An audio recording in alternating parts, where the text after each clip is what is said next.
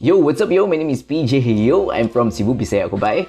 And for today's video, guys, it's another day of our productivity challenge. Yon. So, this is already our day 21 of our 30-day productivity challenge. So, last 10 videos to go na lang tayo, guys, to end our 30-day productivity challenge. So, once again, my name is PJ. I'm from Cebu. And sa mga bago lang dyan, guys, I'm PJ again. So, I make videos about mga productivity tips, about mga money-making tips, about mga food vlogs, about mga travel, about mga movie reviews, and a lot more. So, if you are interested in those kinds of things, guys, please subscribe, di ba? And of course, hit the notification bell so you will be updated of my latest videos. Yon, di ba? So, for today, guys, we are going to talk about how to find your strength. Yon. So this is already our day 21 again. So for today, guys, we will talk about 5 steps, diba? 5 ways in order for you to find out your strengths, diba? Kumbaga, gano, diba? So it is really important, guys, that we know our strengths because apparently, guys, if we know our strengths, somehow it is an indicator, kumbaga, kung ano yung purpose natin in life, kung are we in the right place, are we in the right work, kumbaga, diba?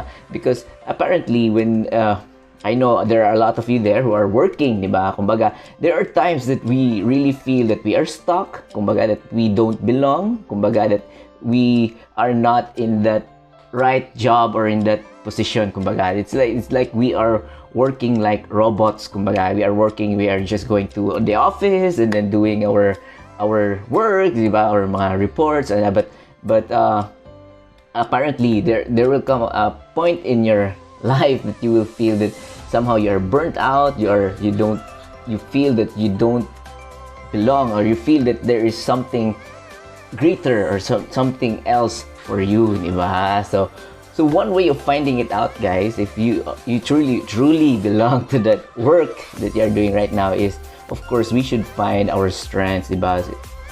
If we are ano tawag dito, kung alam lang natin, guys, kung ano yung strengths talaga natin, guys, at least we will be guided, guys, kung saan tayo papunta, kung ano yung work na gusto natin, kung ano yung somehow ano yung kumbaga perfect match sa atin na career, kumbaga kung ano yung kung anong tawag dito, kung ano yung destiny natin, kumbaga kung ano yung itinadhana sa atin na dapat nating gawin, kumbaga it could be our calling, di ba, kung ano man yan, di ba? So for today, guys, we are going to talk about that. So there are 5 steps or 5 ways, guys, to know your strength. So umpisa na natin, guys. So ang step 1 natin, guys, is to know our strength is step 1 is to ask from other people, di ba? So ano ibig sabihin nun, guys? So we should ask our close friends. Yung close friends talaga natin, guys, itanong natin sa kanila, guys. Dapat serious tayo, guys. Serious tayo sa pagtatanong.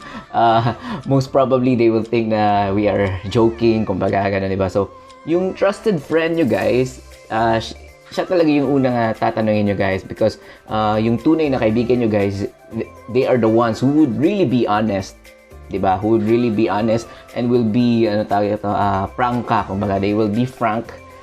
Tama ba yun? Tama.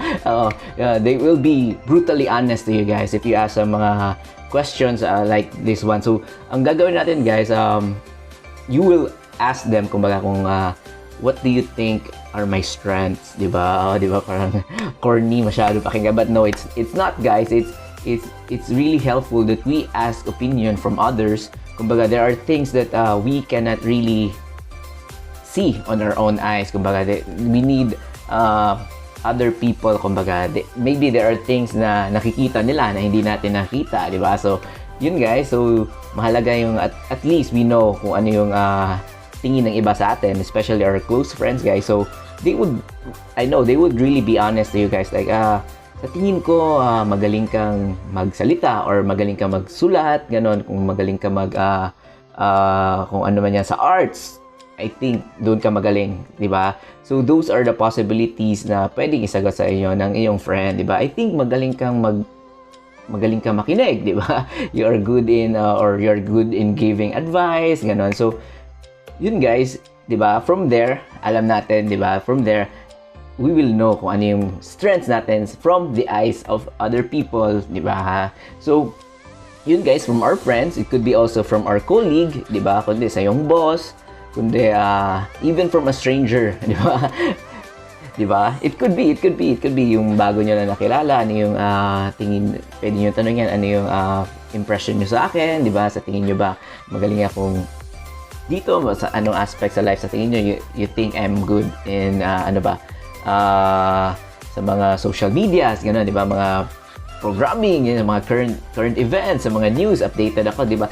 Things like that, things like that, guys. So, you just be, parang lang, guys, casual talk with your friend, kumbaga. And of course, your family, Bisaya.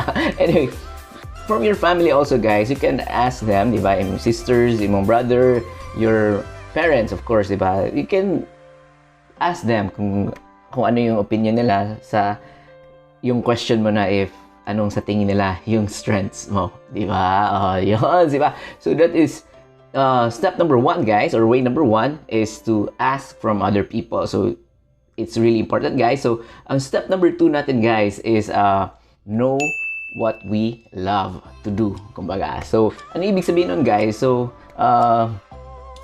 from where you are right now, di ba? Isipin nyo, guys, isipin nyo talaga, you visualize, guys, 5 to 10 years from now, di ba? Kung saan kayo nakaupo dyan, maybe you're in your desk, di ba, sa office.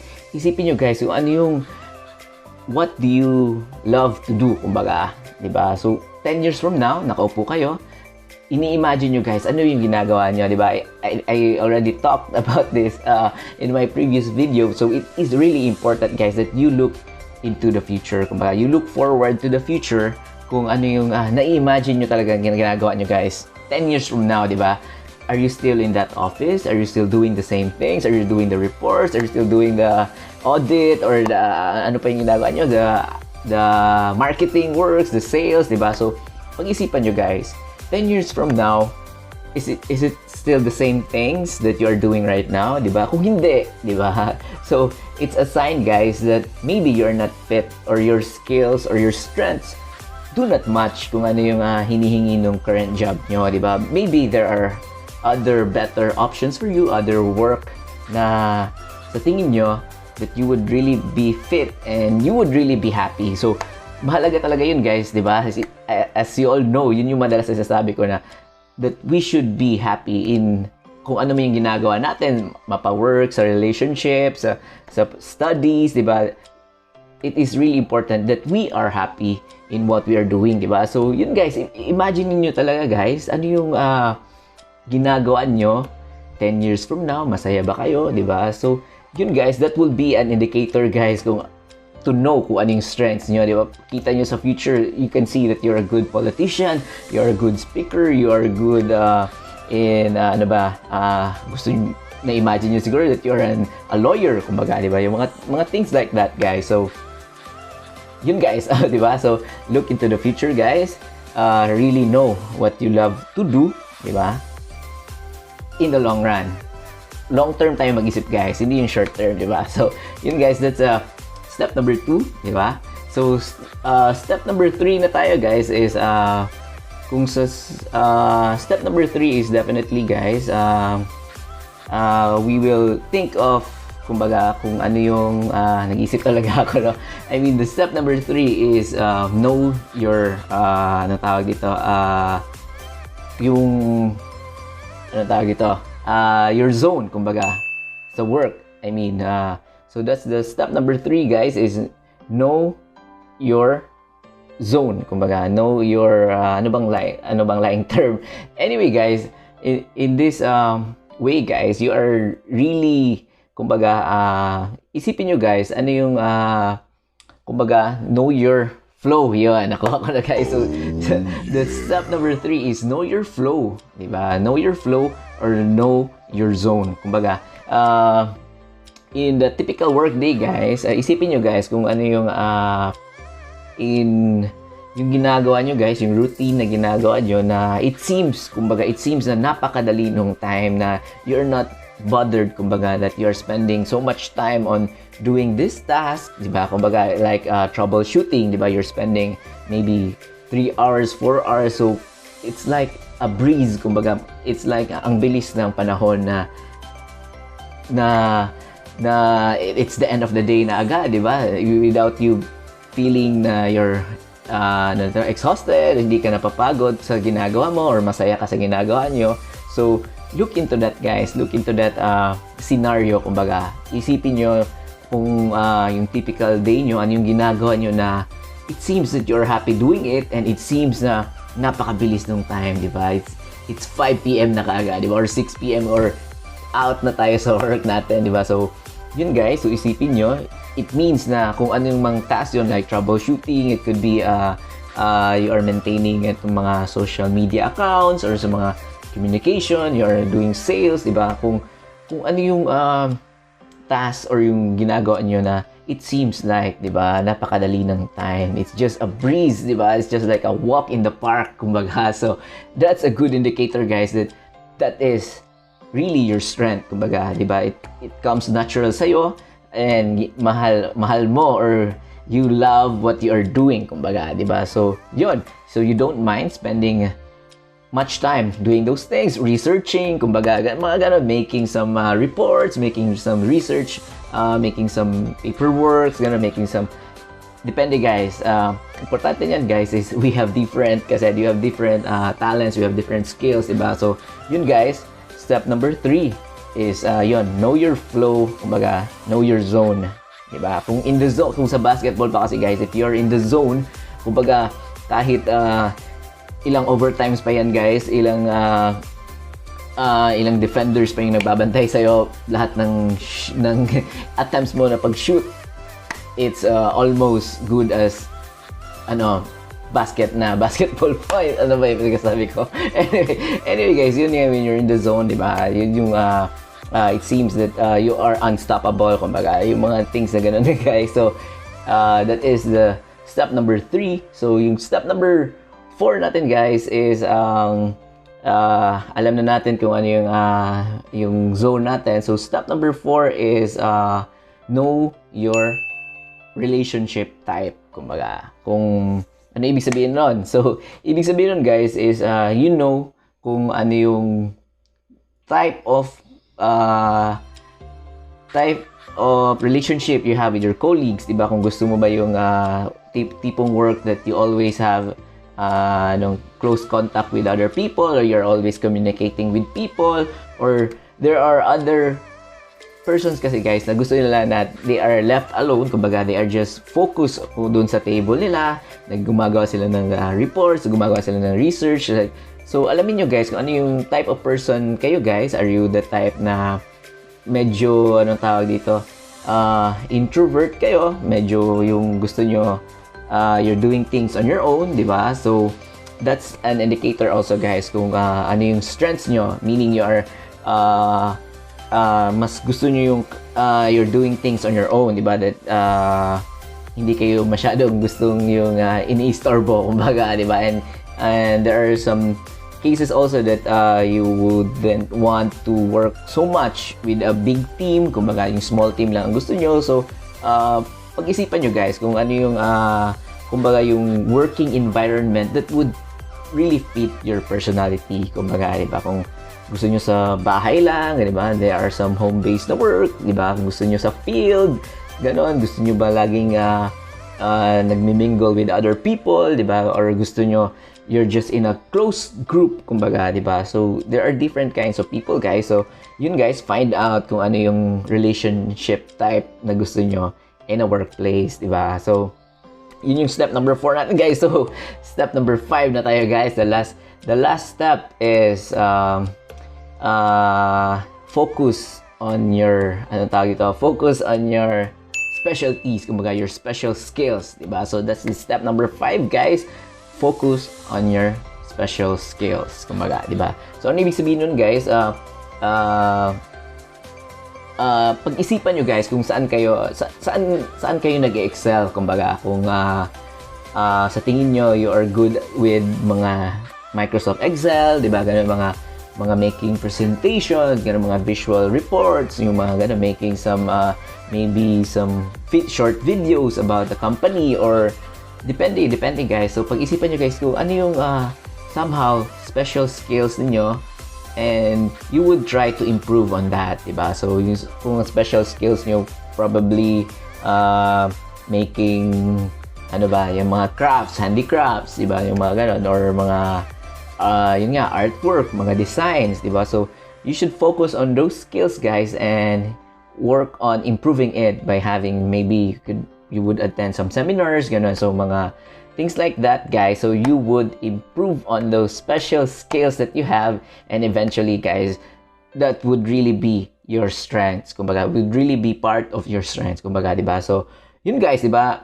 5 steps lang, guys, in finding out your strengths. So, it's not really hard, guys. So, yung important lang dito is we are really honest. Kumbaga, honest in evaluating ourselves, diba? Evaluating kung saan tayo masaya, ano yung gusto natin gawin, di ba? Ano yung binigay sa atin na talents. Of course, we all have different talents, guys. So, different skills, different gifts given to us, di ba? So, it's really up to us to find out kung ano yun, di ba? So, how do we find it out, guys? Napakadali, guys. It's just by exploring, kumbaga, trying new things, guys, di ba? Could probably be that you are good in writing, but there are no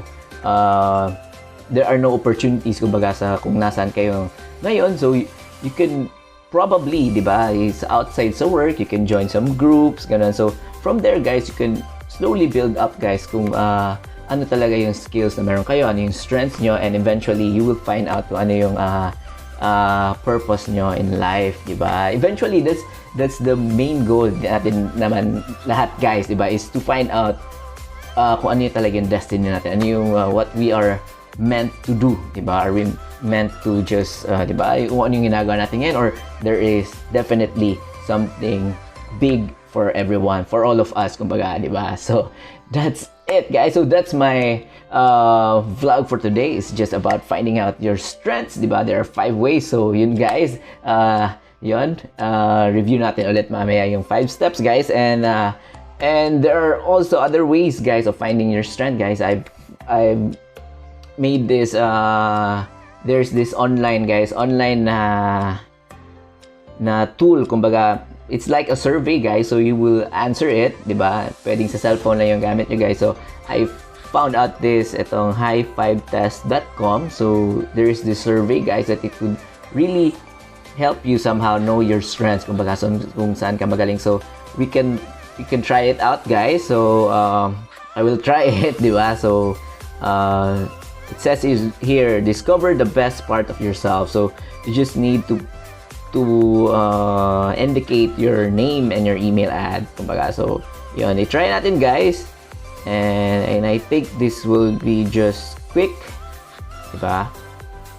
So I'll show sa screen, guys, kung paano natin sagutin itong survey. It's just very quick, guys. So ito yun, as you can see in the screen, yun, ito yung mga find your top 5 strengths now, di ba?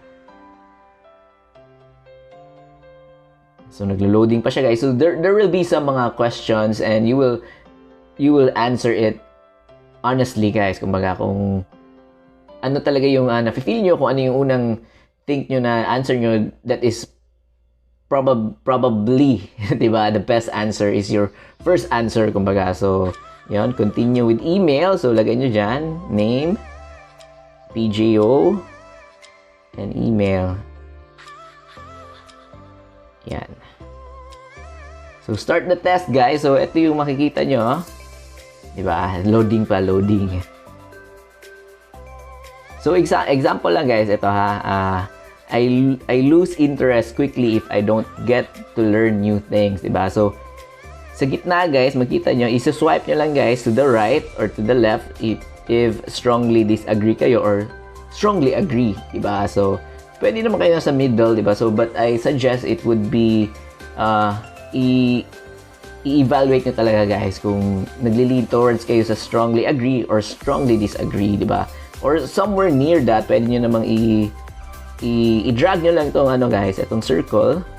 Drag nyo. Example, ito. Almost strongly strongly agree, kumbaga, you're leaning towards that. So yun, i-drag nyo lang yung ito, guys, i-drag nyo yan, hindi nyo makita, but I'll put the screen.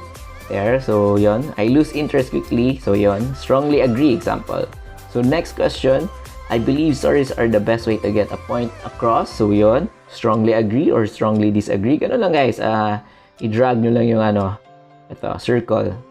So, next ulit kayo. So, there will be 100 questions, guys. So, yon. So, try it, guys. Try it. It's for free. So, I think this is a good way for us to evaluate man ourselves o if ano yung mga strengths natin. So, yon. So, tatapusin ko lang to, guys, and I will share to you kung ano yung result nito. So, yon.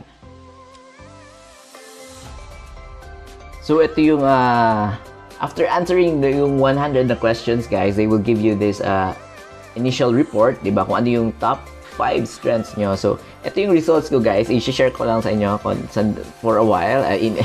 Ito.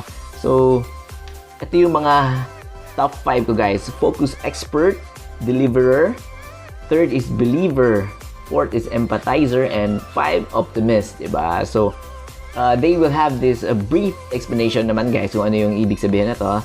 So, example, itong focus expert, your objective is to focus on the most important things.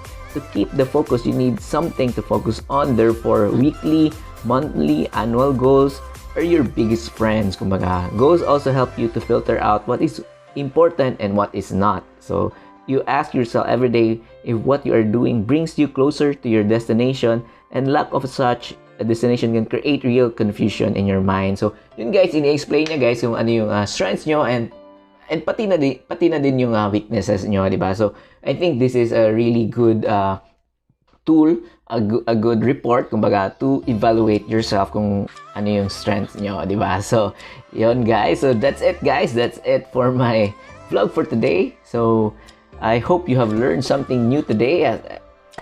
The 5 steps, the 5 steps on finding out your strengths, guys. So, my name is PJO, and I'll see you again, guys. I'll still have a lot of videos to come, mga productivity tips, about money-making tips, about mga food vlog, mga travel, and a lot more. So, stay tuned for that, guys. And once again, my name is PJO, and thank you, guys, for watching, and I'll see you again next time. And of course, please don't forget to like, comment, of course, subscribe to my YouTube channel, PJO, and I'll see you again next time.